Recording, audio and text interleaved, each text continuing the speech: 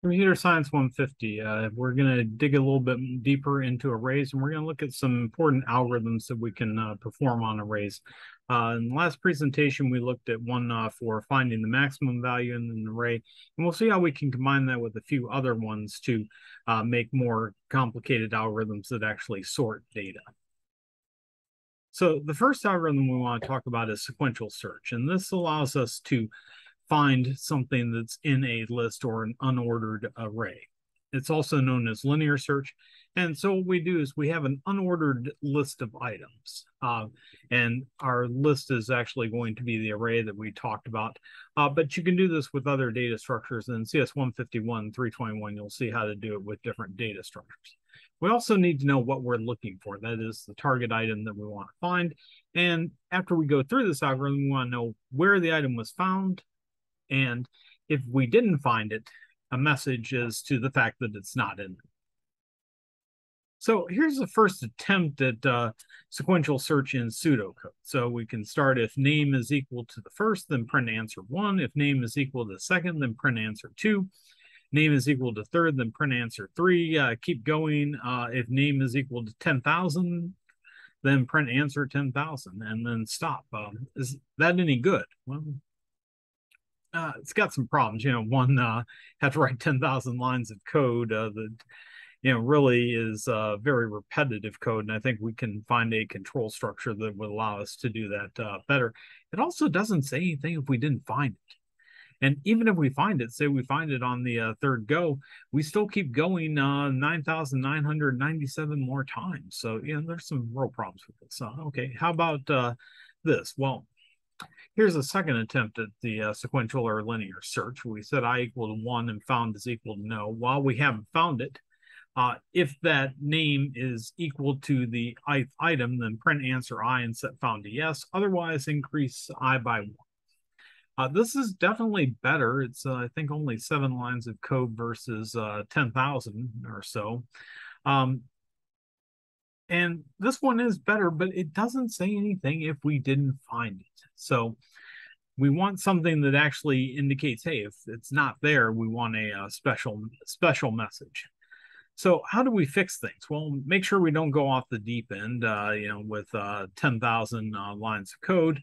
Add a test for valid data to the loop condition, and we'll continue while we haven't found it. And I is less than the number of items that we're looking to search. We then write the output based on how we got out of the loop. If we didn't find it, we'll write the output that, hey, we didn't find it. If we got out and we found it at a particular number, then we're going to say, okay, it's at this location. So here's what the sequential search for an array in C++ from the Malik text looks like. And this is a functionalized version. We have our integer list, the length, and the item we're searching for. We start at location 0 because arrays are always indexed at 0 in C++. We set found equal to false. And while the location is less than the list length and we haven't found it, if the list at that location is equal to the search item, we set found equal to true. Otherwise, we increment the location. And if we got out of that while loop with it found, then we return the location. Otherwise, we return -1. So if a list is really long, sequential search can be very time consuming. It averages O of n in terms of its computational complexity. You could imagine, like, if you had a dictionary that wasn't ordered, or an unordered telephone book, or if you've ever messed around with kids and they've thrown cards up in the air and made you play 52 card pickup. It's a bit time consuming. And if things are in order, then we actually have a better method for finding values in an ordered list. And that's what we do when we're looking through a phone book or looking for a particular page in a text. And that one's called binary search, and we'll see that a little bit later. So having the list in order definitely makes a huge difference in terms of how long it takes to search it. And we can have a better method. But sequential search works great if things are not in order. Another algorithm that we want to look at is swap values. So if we wanted to exchange two things in an array, or just two variables in general. So imagine we have x is 42 and y is 99. what we want to do is we want to make x 99 and y is equal to 42.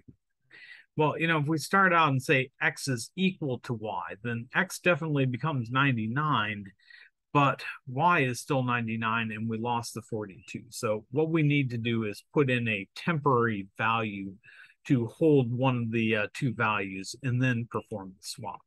So this is what it looks like in code. We have temp, we set temp equal to that first variable, then the first variable is the second variable. Temp is still holding on to the value from the first variable. So we set v2 is equal to temp, and that actually swaps the two of them. So we keep that copy of v1 stored in temp. This leads us to an algorithm called selection sort, and this allows us to put all the elements of the array in order. And selection sort will sort in items in the array by putting them in increasing or decreasing order, depending on how you write it. So we start with an unsorted list, and at the end, we're going to get a sorted list. So the algorithm for this is we find the minimum value in the unsorted section, swap it with the first value in the unsorted section, and then move the sorted section forward one in the array. You can also do it in the opposite way by finding the maximum value and moving it to the end of the list. So this first step is to find the minimum. So we would go through that list or array and do the find min that we talked about the last class. And here 5 is the smallest one. We would take 5 and we would move it up to the first position that isn't sorted, which is the first position in this array. We would swap it with 16. So we use that swap values routine. And then we would note that the first position was sorted. And then we have a remaining unsorted list that we can go through. So this is what selection sort looks like in code. And you'll notice that we're advancing each time in terms of the part that's sorted. And we're doing the swap values. So you'll get to see insertion and bubble sort in CS141.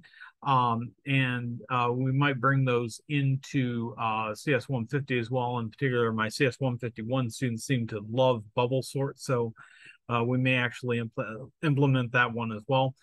If you're keeping track of algorithmic efficiency, something you may have picked up from the discrete math classes, all of those, insertion, selection, and bubble sort, are O of n squared. There are some minor differences that you'll see in terms of algorithmic analysis. But in 321, we're going to see some sorting techniques such as merge sort that are O of n log n and are much more efficient. So that's it for the presentation today.